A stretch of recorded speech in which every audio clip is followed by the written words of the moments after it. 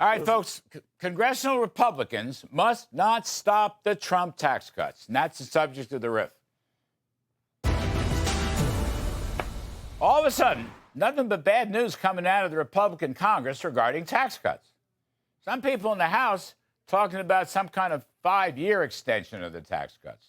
Senators talking about 2 or 3 budget bills that would put the tax cuts toward the back of the queue. This is very bad economics and very bad politics. And Republicans may be suffering from amnesia about the economy. What was the number one issue in last November's election? And there were 2 components to the economy. Remember, last year, inflation and affordability. In other words, with Biden inflation going up 20%, real wages for middle and lower income blue-collar workers went down. Mr. Trump's successful coalition of working-class voters was not based on race or gender or left-wing culture issues. It was based on the paucity of income. There are 2 ways to fatten middle-income wallets: getting inflation down with lower energy costs and less government spending and less money printing, and, wait for it, cut their taxes. Supply-side policies, always political and economic winners. Working-class voters could not afford to live in the Biden economy, but Republican economic policies must give plenty of elbow room to working folks so they can fatten their wallets and easily afford the Trump economy.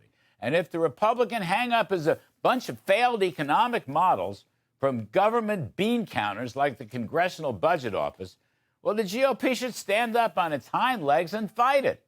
Revenues after the Trump tax cuts in 2017 increased by $1.5 to $2 trillion, depending on how you count it. $1.5 to $2 trillion revenues went up. Now, even the CBO admits it was close to $2 trillion above their early estimates.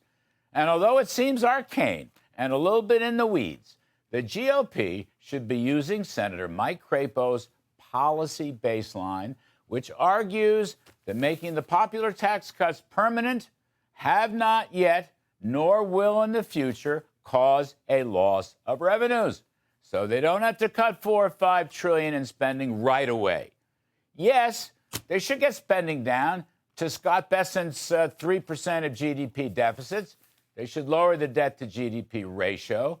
But the Laffer curve growth dividend from tax cuts will be huge. That's what history always shows.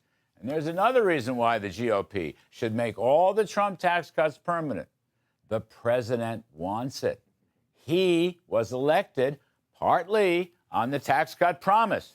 And as White House Spock's Caroline Leavitt said today, the tax priorities of Mr. Trump are very clear. All right, let's just go down. Make the 2017 tax cuts permanent. No tax on tips. No tax on seniors. No tax on overtime pay. Tax cuts for made-in-America products, yes. And then eliminate special tax breaks for billionaires, including sports teams owners or the carried interest on loophole on investment. These are presidential priorities. He won the election by a near landslide.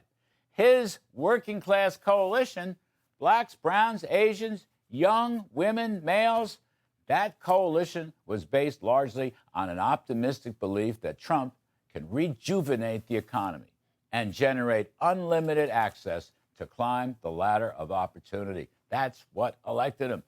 Republicans in the House and the Senate must not stand in President Trump's way.